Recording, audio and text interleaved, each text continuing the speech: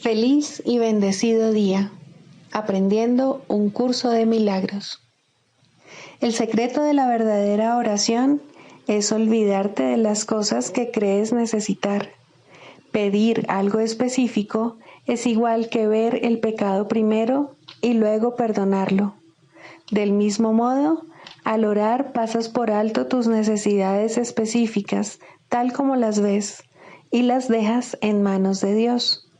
Ahí se convierten en los regalos que le haces, pues le dicen que no antepondrás otros dioses a Él, ni que quieres otro amor que el suyo. Este libro es un comienzo, no un final.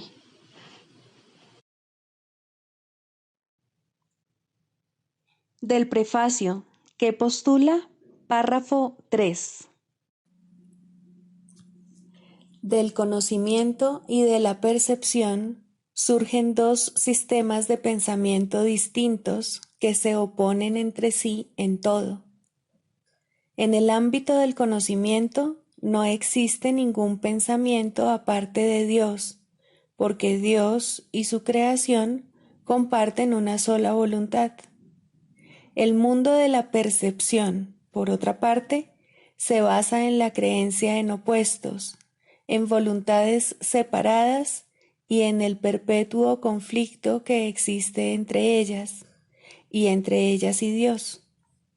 Lo que la percepción ve y oye parece real porque sólo admite en la conciencia aquello que concuerda con los deseos del perceptor. Esto da lugar a un mundo de ilusiones, mundo que es necesario defender sin descanso, precisamente porque no es real.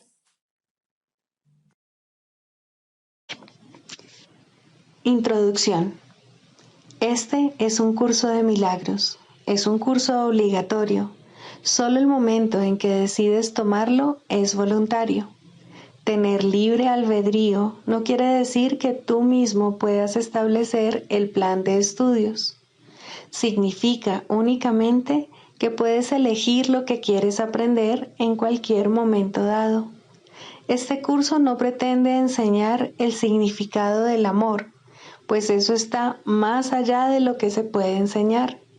Pretende, no obstante, despejar los obstáculos que impiden experimentar la presencia del amor, el cual es tu herencia natural. Lo opuesto al amor es el miedo, pero aquello que todo lo abarca no puede tener opuestos. Este curso puede, por lo tanto, resumirse muy simplemente de la siguiente manera. Nada real puede ser amenazado. Nada irreal existe. En esto radica la paz de Dios.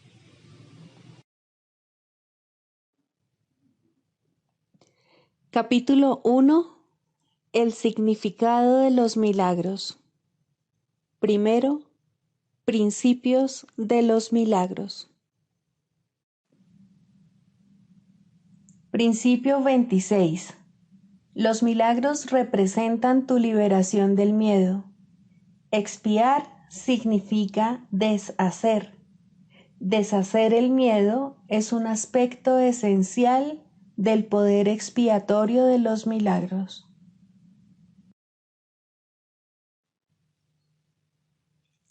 Capítulo 15.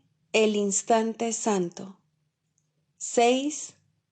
El instante santo y las leyes de Dios.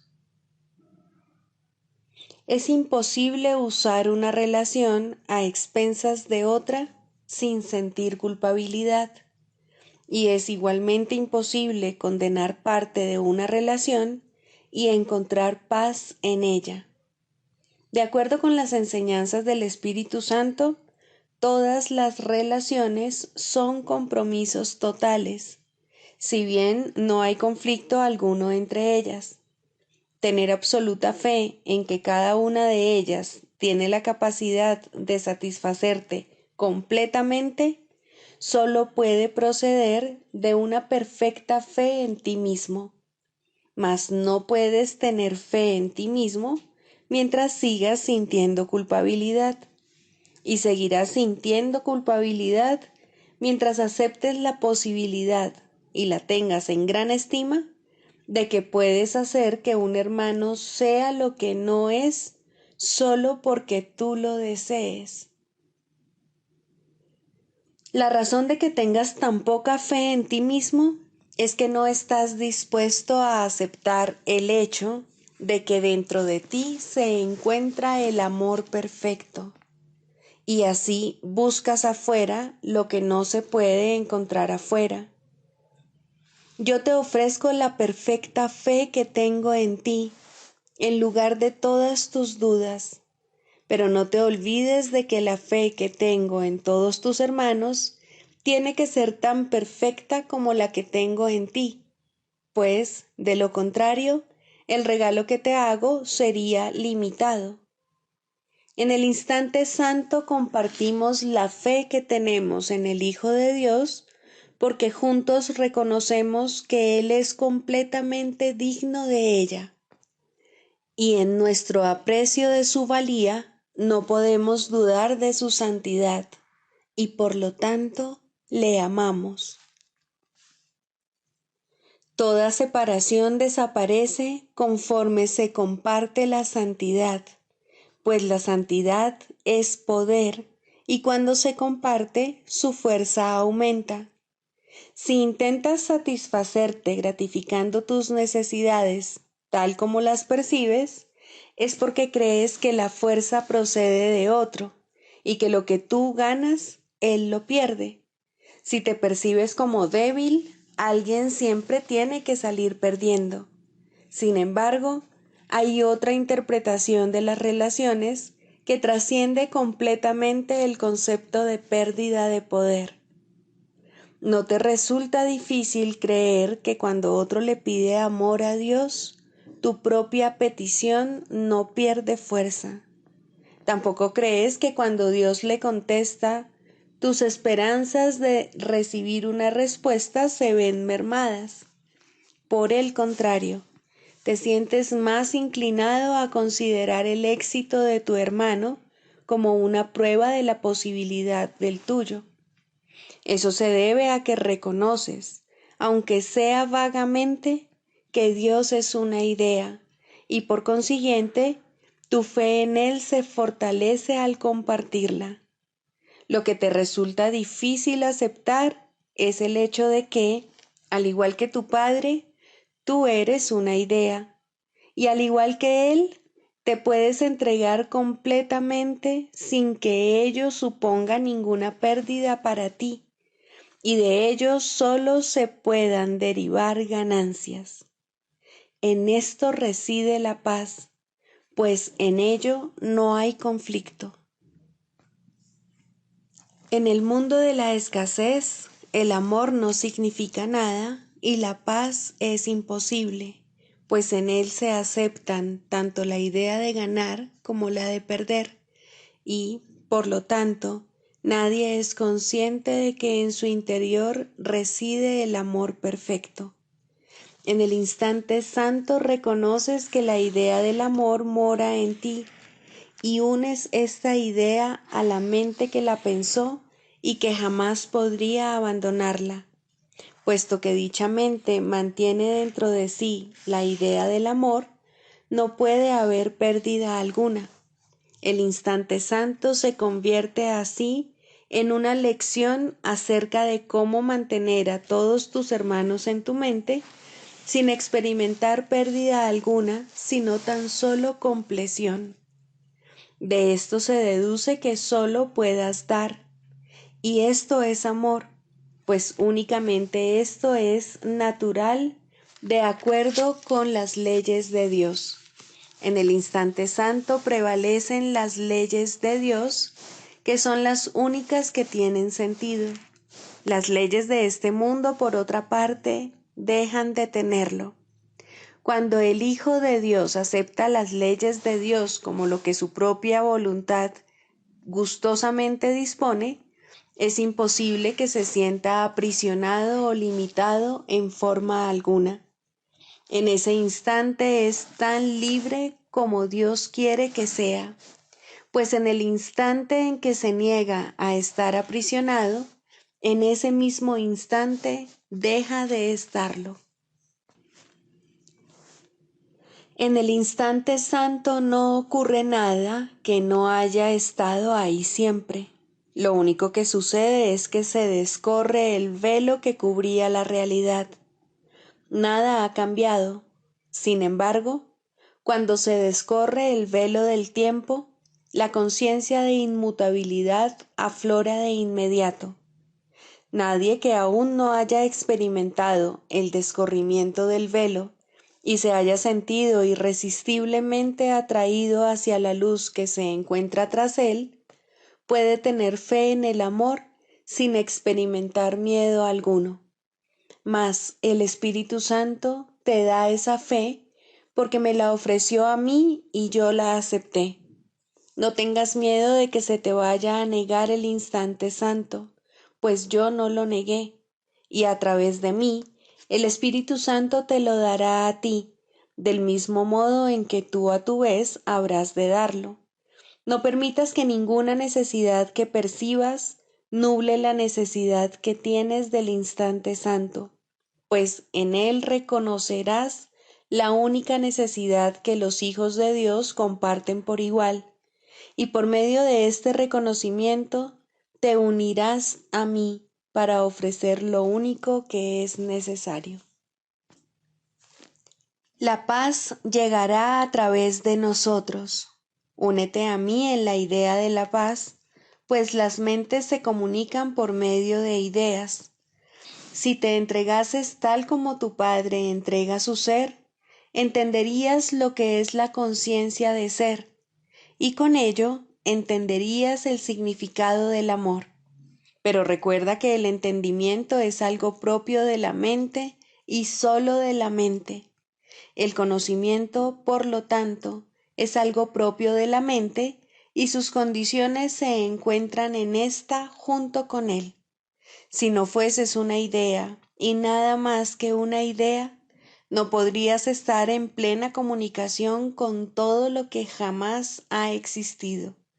Sin embargo, mientras prefieras ser otra cosa o intentes no ser nada más y al mismo tiempo ser otra cosa, no podrás recordar el lenguaje de la comunicación si bien lo conoces perfectamente. En el instante santo se recuerda a Dios y con él se recuerda el lenguaje con el que te comunicas con todos tus hermanos, pues la comunicación se recuerda en unión con otro, al igual que la verdad. No hay exclusión en el instante santo, porque el pasado desaparece, y con él desaparece también la base de la exclusión. Sin su fuente, la exclusión se desvanece, y esto permite que la fuente que tú y tus hermanos compartís la reemplace en tu conciencia. Dios y su poder ocuparán el lugar que les corresponde ocupar en ti, y tú experimentarás la plena comunicación de ideas con ideas. Mediante tu capacidad para hacer esto, te darás cuenta de lo que eres, pues empezarás a entender lo que es tu Creador y lo que es su creación junto con él.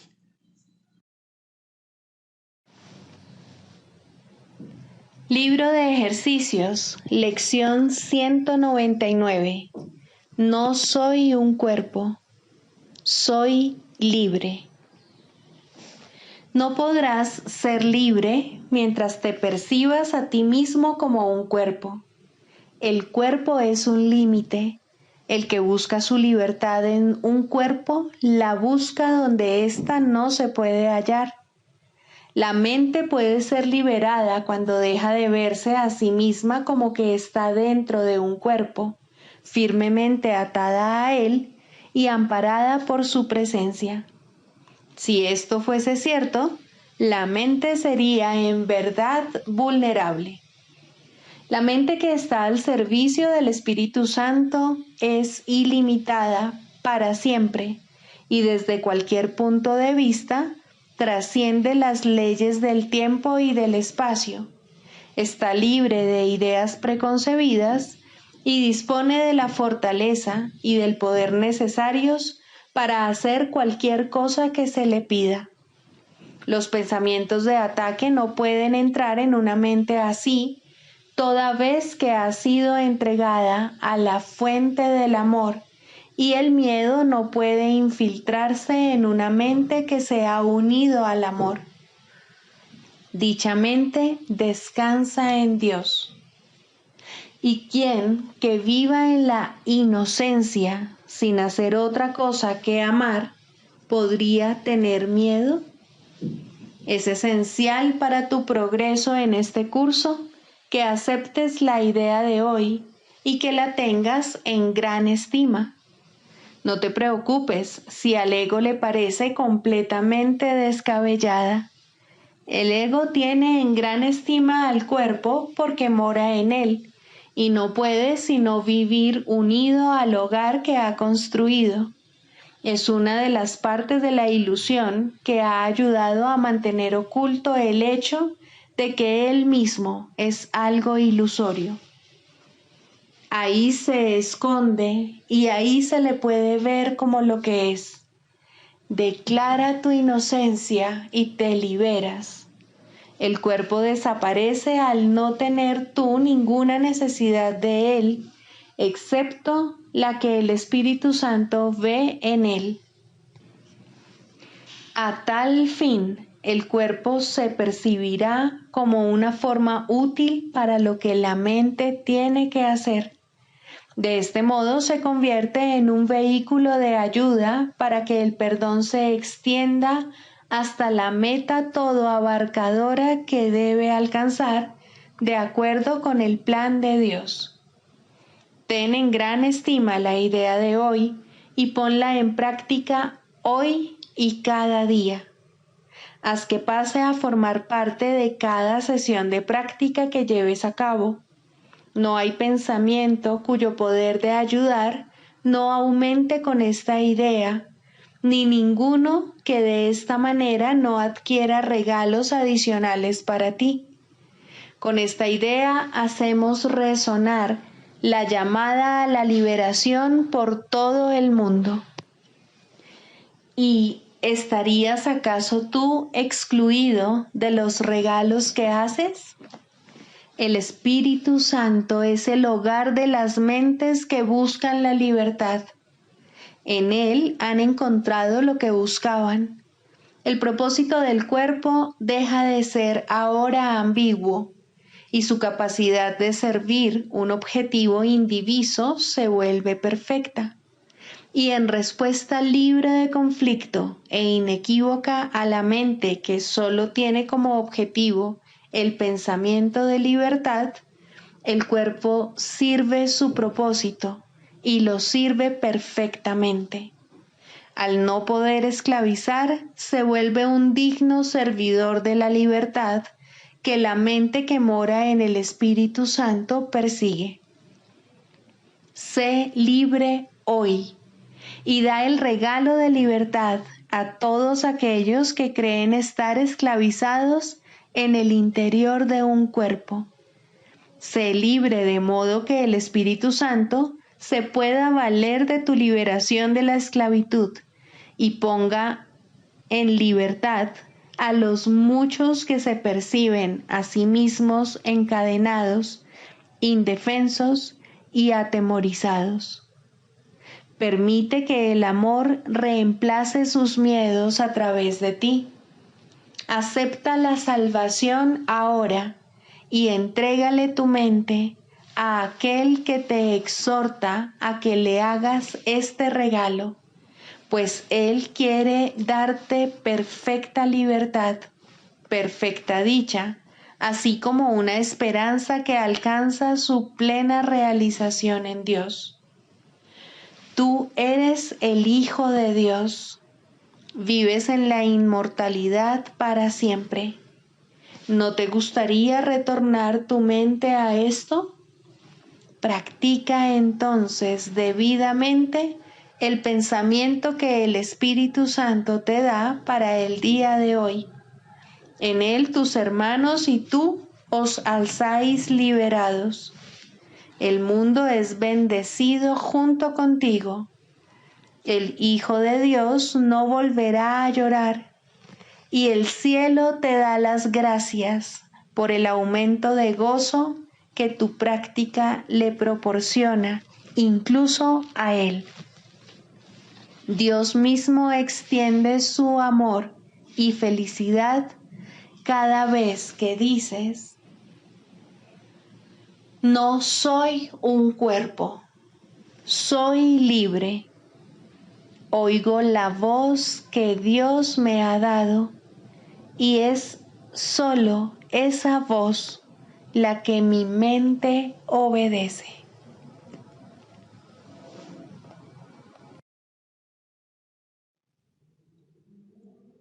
Del Manual para el Maestro, pregunta 4. ¿Cuáles son las características de los maestros de Dios? 8. Paciencia. Los que están seguros del resultado final pueden permitirse el lujo de esperar, y esperar sin ansiedad. Para el Maestro de Dios, tener paciencia es algo natural. Todo lo que ve son resultados seguros que ocurrirán en un momento que tal vez aún le sea desconocido, pero que no pone en duda. El momento será tan apropiado como la respuesta. Y esto es verdad con respecto a todo lo que ocurre ahora u ocurra en el futuro. En el pasado no se produjeron tampoco errores, ni ocurrió nada que no sirviese para beneficiar al mundo, así como aquel a quien aparentemente le ocurrió. Tal vez esto no se entendió así en su momento. Con todo, el Maestro de Dios está dispuesto a reconsiderar todas sus decisiones pasadas, si éstas le están causando dolor a alguien. Tener paciencia es algo natural para aquellos que tienen confianza. Seguros de la interpretación final de todas las cosas en el tiempo, ningún resultado, ya visto o por venir, puede causarles temor alguno.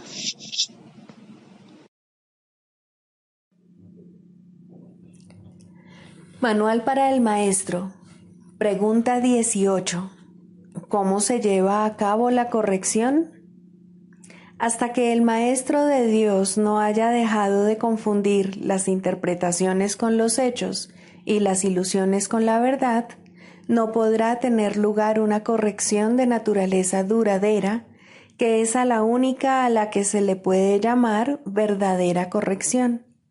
Si discute con su alumno acerca de un pensamiento mágico, ataca dicho pensamiento, trata de probar que es erróneo o demostrar su falsedad, solo estará dando testimonio de su realidad. Esto conduce inevitablemente a la depresión, pues habrá probado tanto a su alumno como a sí mismo que la tarea de ambos es escapar de lo que es real. Y esto es de todo punto imposible. La realidad es inmutable. Los pensamientos mágicos no son sino ilusiones, pues, de no ser así, la salvación no sería más que el mismo sueño irrealizable de siempre, solo que con una nueva fachada. El sueño de la salvación, en cambio, tiene un nuevo contenido, y la diferencia entre ambos no estriba solo en la forma. La lección más importante que los maestros de Dios deben aprender es cómo reaccionar sin ira ante los pensamientos mágicos. Solo de esta manera pueden proclamar la verdad acerca de sí mismos. El Espíritu Santo puede entonces hablar a través de ellos acerca de la realidad del Hijo de Dios y recordarle al mundo lo que es la impecabilidad, la única condición inalterada e inalterable de todo cuanto Dios creó. El Espíritu Santo puede ahora proclamar la palabra de Dios a oídos atentos y llevar la visión de Cristo a ojos que ven. Ahora Él es libre de enseñarles a todas las mentes lo que ellas en realidad son, para que gustosamente les sean devueltas a Él. Y ahora, en su visión y en la palabra de Dios, se perdona y se pasa por alto completamente la culpabilidad. La ira no hace más que proferir a gritos: la culpabilidad es real. La realidad queda obliterada cuando esta creencia de mente reemplaza a la palabra de Dios. Ahora son los ojos del cuerpo los que ven y sus oídos los únicos que pueden oír. El limitado espacio que ocupa y su exiguo aliento se convierten en el criterio con el que medir la realidad, y la verdad se vuelve diminuta e insignificante. La corrección tiene una sola respuesta para todo esto y para todo el mundo que se basa en ello. Confundes tus interpretaciones con la verdad y te equivocas, mas un error no es un pecado, ni tus errores han derrocado a la realidad de su trono. Dios reina para siempre, y solo sus leyes imperan sobre ti y sobre el mundo. Su amor sigue siendo lo único que existe. El miedo es una ilusión, pues tú eres como Dios. Para que el Maestro de Dios pueda curar, es esencial, pues, que permita que sus propios errores le sean corregidos. Si siente la más leve irritación al responder a otro, que se dé cuenta de inmediato de que ha hecho una interpretación falsa. Que se dirija entonces a su eterno guía interno y deje que sea él quien juzgue cuál debe ser su respuesta. De este modo, el Maestro de Dios se cura y en su curación su alumno se cura con él. La única responsabilidad del Maestro de Dios es aceptar la expiación para sí mismo. La expiación es sencillamente la corrección o anulación de los errores. Cuando se haya alcanzado, el Maestro de Dios se habrá convertido, por definición, en un obrador de milagros. Sus pecados le habrán sido perdonados y él ya no se condenará a sí mismo. ¿Cómo podría entonces condenar a otros? ¿Y habría alguien al que su perdón no pudiese curar?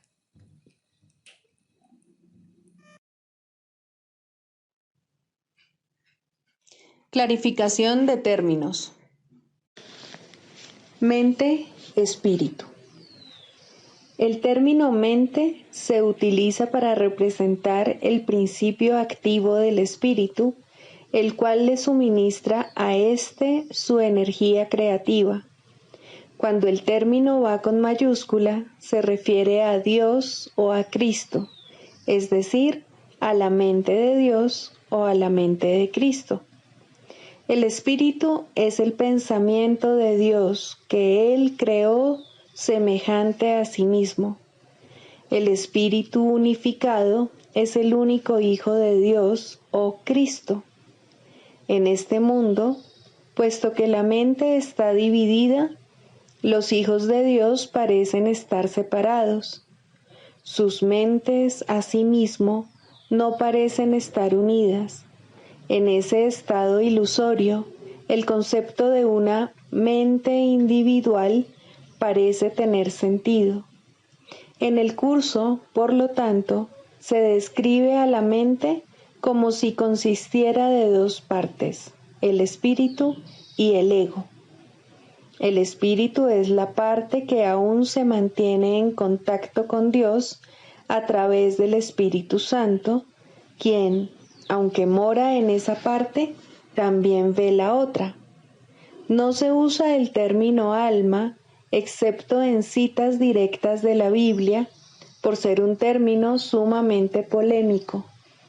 En cualquier caso, sería un equivalente de espíritu, entendiéndose que, al formar parte del ámbito de Dios, es eterna y nunca nació. La otra parte de la mente es completamente ilusoria y solo teje ilusiones. El espíritu conserva su potencial creativo, pero su voluntad, que es la de Dios, parecerá estar cautiva mientras la mente no esté unificada. La creación continúa imperturbable porque esa es la voluntad de Dios. Dicha voluntad está siempre unificada y por lo tanto no tiene significado en este mundo, no tiene grados ni opuestos. La mente puede gozar de rectitud o estar errada dependiendo de la voz que escuche. La mentalidad recta escucha al Espíritu Santo, perdona al mundo y en su lugar ve el mundo real a través de la visión de Cristo. Esta es la visión final, la última percepción, la condición en la que Dios mismo da el paso final.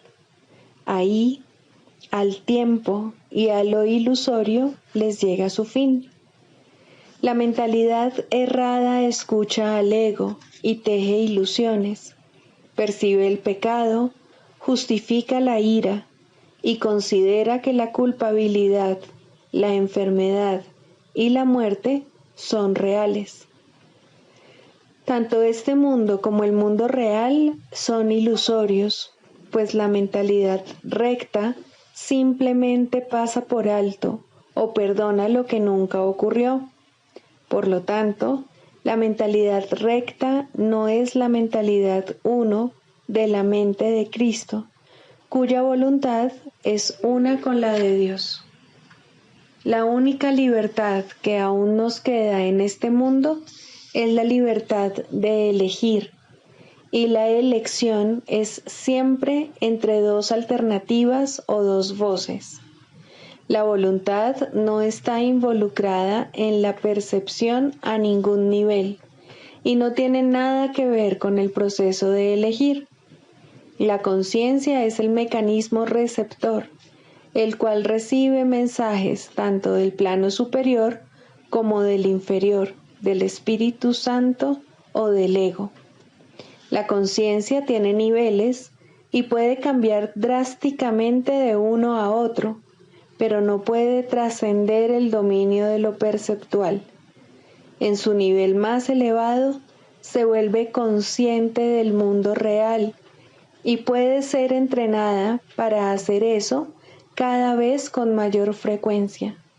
Sin embargo, el hecho mismo de que tenga niveles y de que pueda ser entrenada demuestra que no puede alcanzar el conocimiento. Segundo, el proceso de la psicoterapia. Introducción. La psicoterapia es un proceso que cambia la manera en que uno se ve a sí mismo. En el mejor de los casos, este nuevo yo es un concepto más benévolo de uno mismo, pero no se puede esperar que la psicoterapia establezca qué es lo que es real. Esa no es su función. Si consigue abrirle paso a la realidad, ya ha logrado el máximo éxito posible. Su única función consiste, en última instancia, en ayudar al paciente a lidiar con un error fundamental, la creencia de que la ira le puede proporcionar algo que él realmente desea y de que al justificar su ataque se está protegiendo a sí mismo. En la medida en que llegue a darse cuenta de que esto es un error, en esa misma medida se ha salvado. Los pacientes no inician una relación terapéutica con este objetivo en mente. Por el contrario, tales conceptos significan muy poco para ellos o no necesitarían ayuda. Su meta es conservar intacto el concepto que tienen de sí mismos, pero sin el sufrimiento que ello conlleva.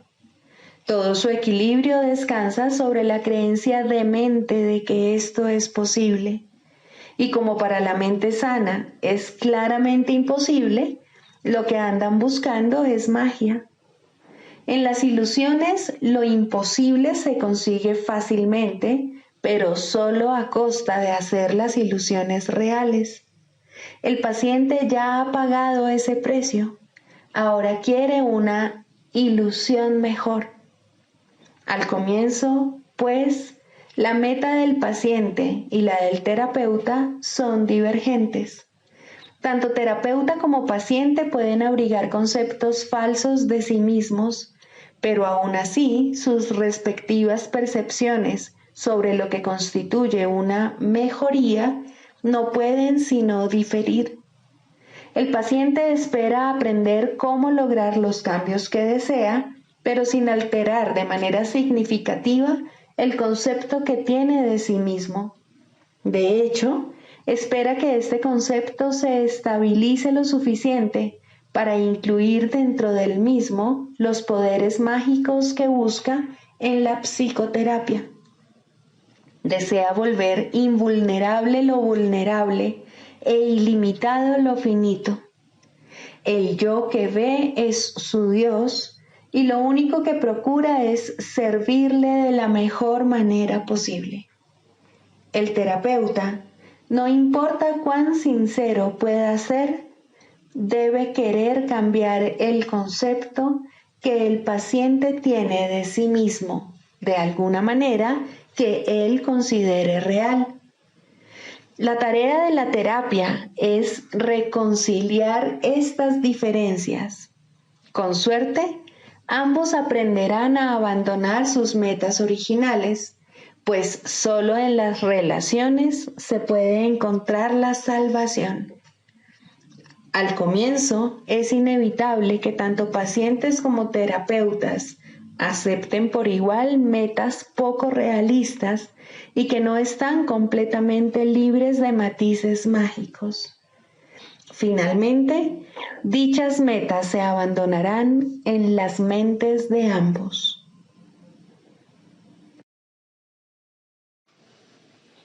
El canto de la oración. Tercero, orar por otros. Dijimos que siempre oras por ti mismo y así es. ¿Por qué entonces debes orar por otros? Y si debes hacerlo, ¿cómo lo debes hacer? Orar por otros, si se ha entendido correctamente, se convierte en el medio para eliminar la culpa que has proyectado sobre tu hermano y poder reconocer que no es él quien te está haciendo daño. Antes de que se te pueda salvar de la culpa, debes renunciar al pensamiento venenoso de que él es tu enemigo, tu malvada contraparte, tu némesis. El medio para alcanzar esto es la oración de un poder creciente y metas ascendentes hasta que finalmente llega a Dios. Las formas iniciales de la oración en los primeros peldaños de la escalera no están libres de envidia y malicia, claman venganza, no amor. Tampoco proceden de alguien que entiende que son peticiones de muerte hechas con miedo por quienes atesoran la culpa. Invocan a un Dios vengativo y es Él quien parece contestarles. Nadie puede pedir el infierno para otro y él mismo librarse de él. Solo aquellos que están en el infierno pueden pedir el infierno. Pero aquellos que han sido perdonados y han aceptado su perdón, jamás podrían orar de esa manera. En estos niveles, pues, la meta del aprendizaje no es otra cosa que reconocer que la respuesta a cualquier oración será idéntica a la forma en que la oración se hizo. Eso es suficiente. A partir de ahí, el paso a los siguientes niveles será fácil. El próximo ascenso comienza con esto. Lo que he pedido para mi hermano no es lo que querría para mí. Por lo tanto, lo he convertido en mi enemigo. Es evidente que este paso no lo puede dar quien no ve la liberación de otros como algo ventajoso y de valor para sí mismo. Puede aplazarse por largo tiempo porque puede parecer peligroso en lugar de compasivo. Para los culpables, ciertamente, parece una ventaja tener enemigos y este imaginado beneficio debe desaparecer si es que se ha de liberar a los enemigos. La culpa se debe abandonar, no ocultar. Esto no se puede hacer sin cierto dolor y tener un atisbo de la naturaleza misericordiosa de este paso puede llevar por algún tiempo a un profundo retraimiento en el miedo, pues las defensas del temor son temibles en sí mismas y cuando se reconocen traen el miedo con ellas. No obstante, ¿qué ventaja le ha reportado jamás a un prisionero la ilusión del escape? Su verdadero escape de la culpa radica únicamente en el reconocimiento de que la culpa ha desaparecido. Mas, ¿cómo puede reconocerse esto mientras la oculte en otro y no vea que es la suya propia? El miedo a escapar hace difícil dar la bienvenida a la libertad y convertir a un enemigo en carcelero parece ofrecer seguridad.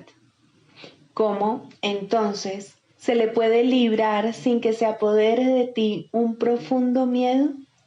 Has hecho de él tu salvación y tu escape de la culpa. Tu inversión en esta forma de escape es enorme y el miedo de renunciar a ella es grande en verdad.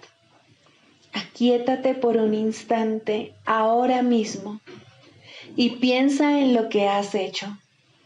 No olvides que fuiste tú quien lo hizo y quien puede, por lo tanto, dejarlo ir. Extiende la mano. Este enemigo ha venido a bendecirte. Acepta su bendición y siente tu corazón elevarse y tu miedo desaparecer. No te aferres al miedo ni a él. Él es un hijo de Dios al igual que tú. No es un carcelero, sino un mensajero de Cristo.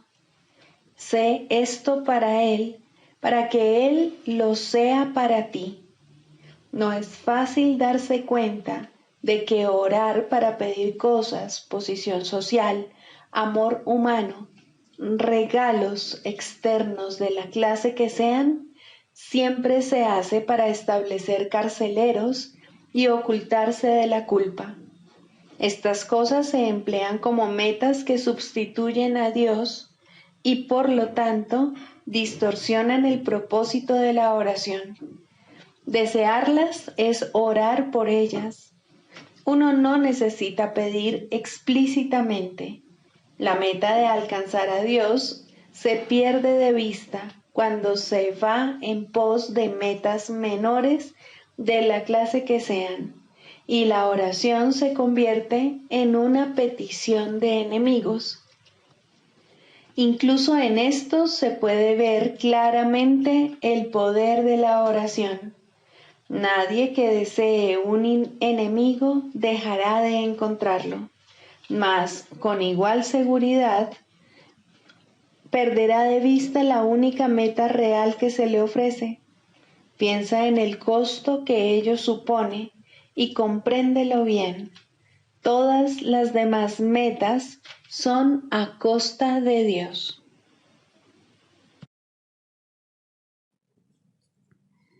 Sigamos a Jesús haciendo del perdón algo tan natural como respirar y algo tan vital como el aire. Amén.